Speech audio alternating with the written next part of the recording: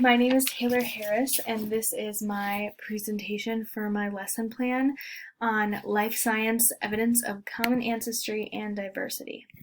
So this next slide is the one that would be up on the screen when the students are making their way into the classroom getting settled in. Every class has a big idea up on the board when they walk into the classroom, just to kind of get them familiarized with what they're going to be learning about for the day. And it'll also have a prompt up there for them to think about while they get settled in, and then a quick discussion or whatever activity I have planned for once they are all ready to learn. So welcome students, everybody get settled in and take a look up at the board. Today you can see that we are diving into fossils. So take a few moments to think about those two questions up there before we get started. First question being, what are some things that you know about fossils? And what is something you want to know about fossils? So again, I would give them a minute to get settled in, and then I would introduce them to what we're doing. So let's jump in. We're going to start up a KWL chart. So in the K portion, it's going to be things that you already know about fossils.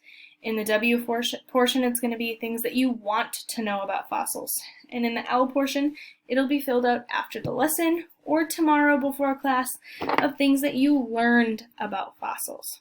So what are some things that we know about fossils already? Can somebody raise their hand?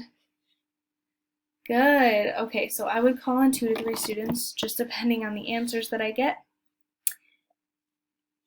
And then I would write it in the K portion. And what are some things that you want to know about fossils? Again, calling on 2 to 3 students and writing that in the W portion.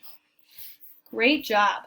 So let's move into our warm-up activity and learning our learning objective for the day as well.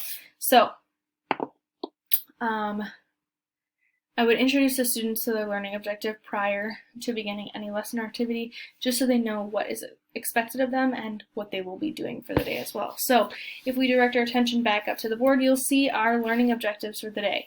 Number 1, today we will be able to define our vocabulary words from our lesson. These will be written on either a piece of chart paper or a board, just depending on the classroom. 2, we will be able to conduct our own research on fossils.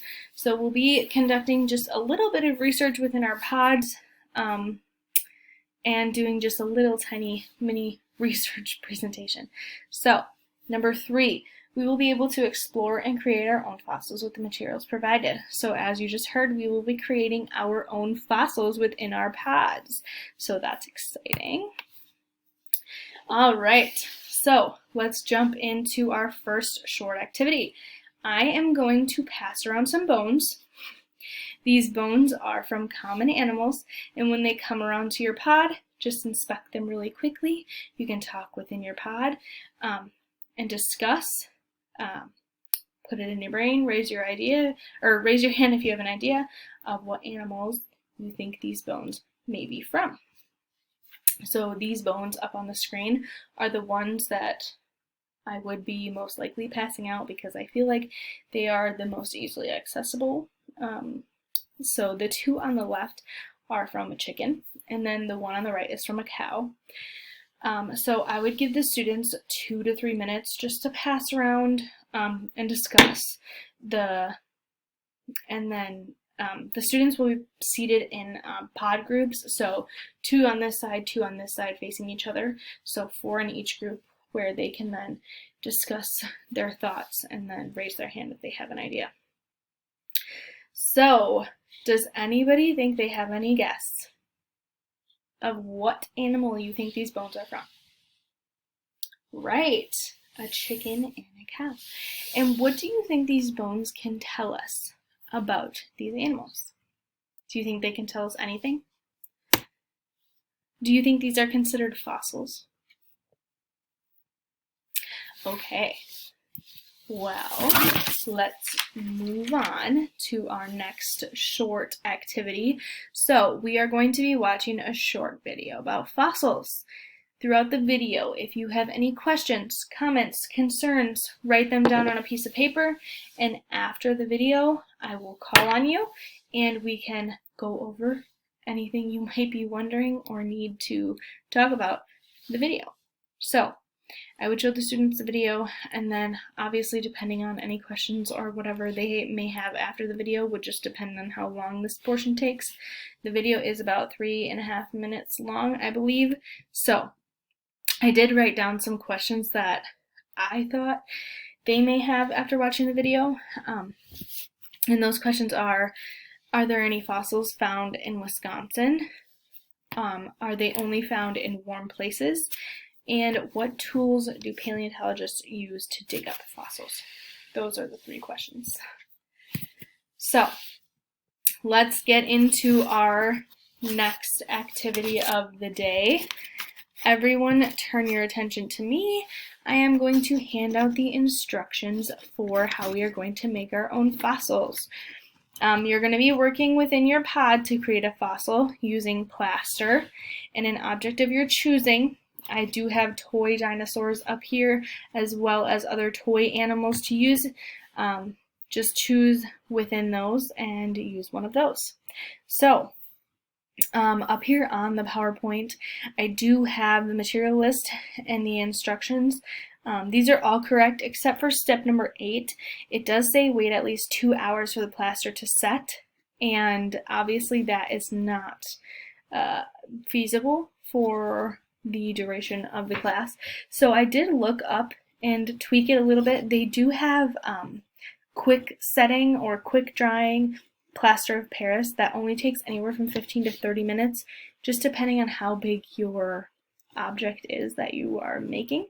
So I feel like the small toy dinosaurs would only take anywhere from 15 to 30 minutes, really. So while we would be waiting for those to set, we would be completing that short research activity.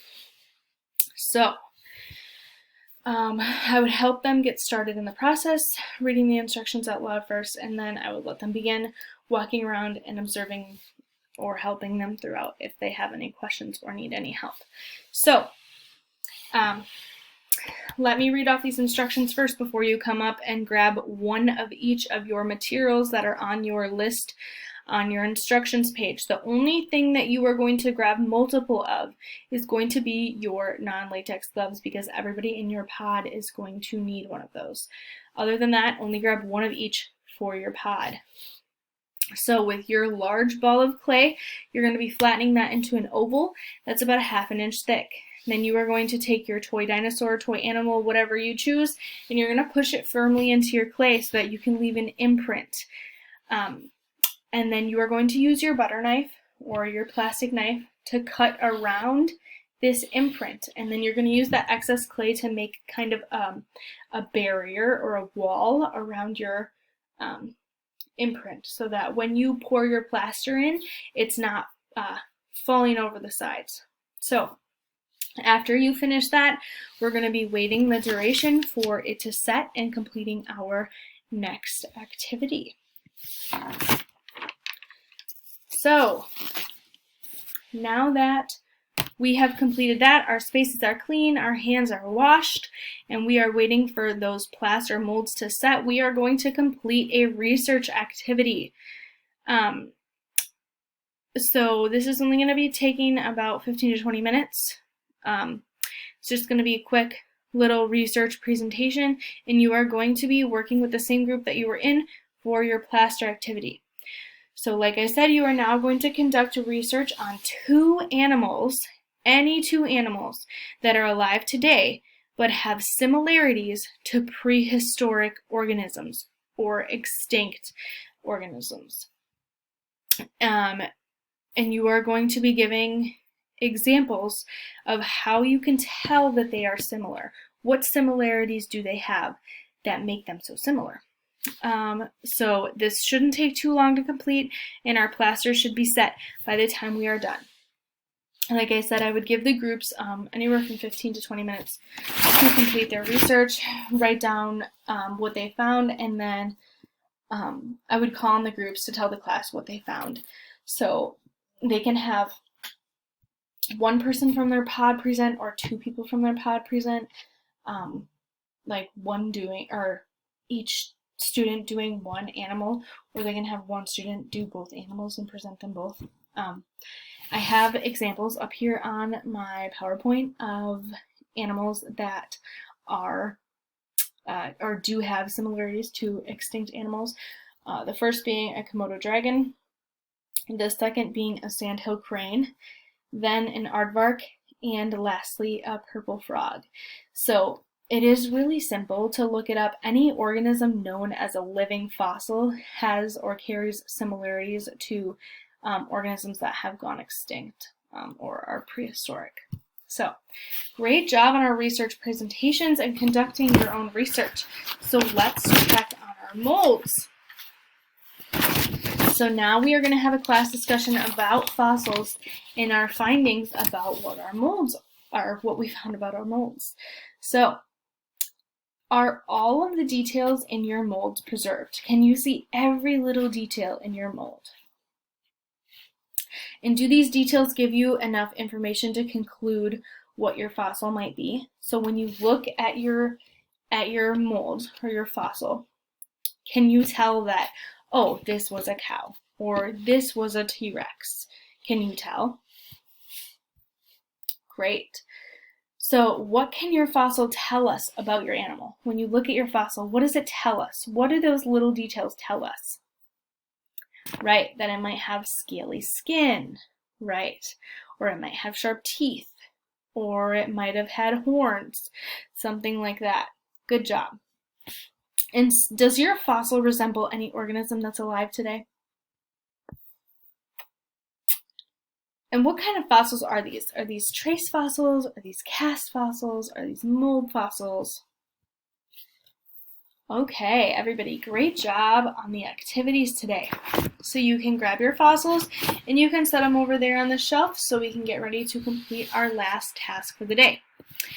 As your exit ticket, I'm handing out sheets of paper with 5 questions on them.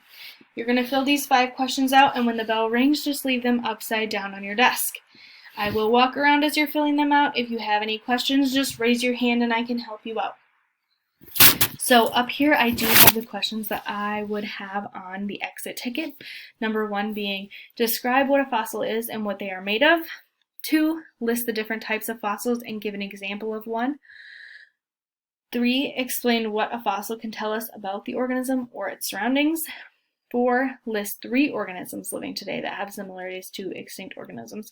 This is one of them that I had expected that maybe somebody might need a little help with, because in their pods they did only do a research presentation on 2 animals, so they would have been having to pay close attention to their other classmates' presentations so that they could pick up on at least one of the other animals or organisms living today that have similarities to extinct organisms.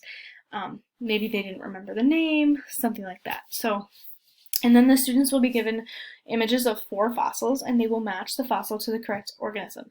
So over here are just an example of matching a fossil or matching an animal to their corresponding fossil. So this is what that would look like. And then, like I said, I would be walking around just helping them if they need, and then when they're done, they would flip it upside down and exit class. So thank you for watching my presentation.